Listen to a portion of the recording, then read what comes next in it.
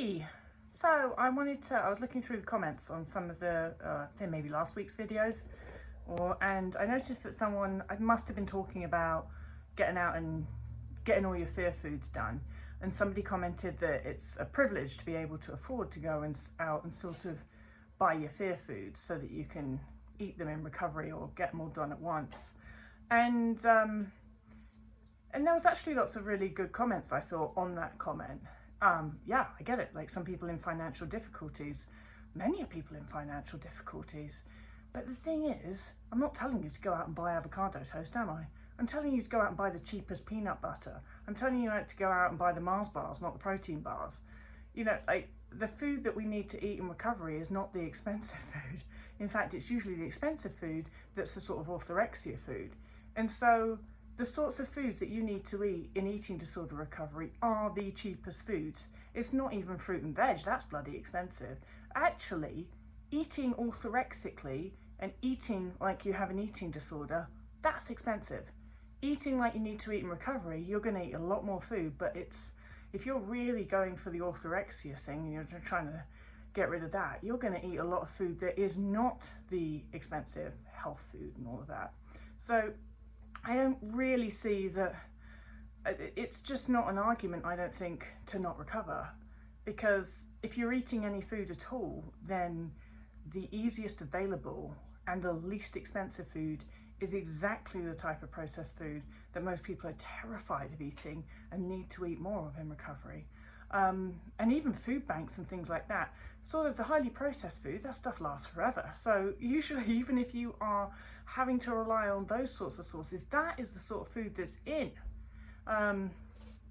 And, you know, I get it that finances can definitely be an issue in recovery, but I think that that's not necessarily the food that's expensive in recovery. It's if you're paying a therapist or a coach or a dietitian, it's the professionals that are expensive in recovery.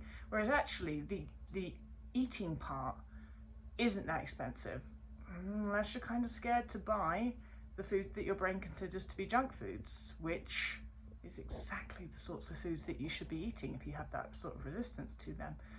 And I think a lot of people in the comments, or some people made that comment. And then I really liked a comment that somebody else made that was, the reality is that if you want to get this done, you're going to get it done. You will find a way to get it done. And I just think that that is the kind of attitude we need around here.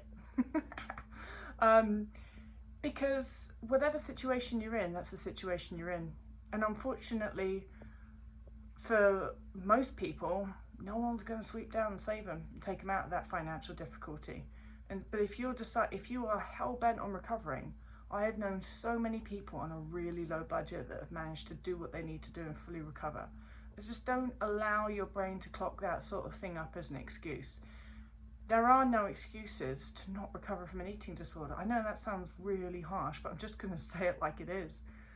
If you want to recover from a restrictive eating disorder, you will and can do it, regardless of what's going on. And if you don't, no one else is going to do it for you. You can't allow the things that feel like obstacles to actually be obstacles, because otherwise that is going to be your lot in life, that you're just going to continue to have an eating disorder. And so I know that a lot of people don't like to be told that you've got to get on and do it, and you've got to, you know, whatever obstacle is in the way, you've got to just work out how to get around that obstacle. But the reason I'm saying that to you is because I actually want you to have a life and not have an eating disorder. And we have to sort of face up to a lot of things when we do recovery, and one of them is going to be, what am I using as an excuse right now? And is this really an obstacle, or is this just me trying to say, too hard, I can't do it? Yes, harsh truth. It'll get you recovered. It really will.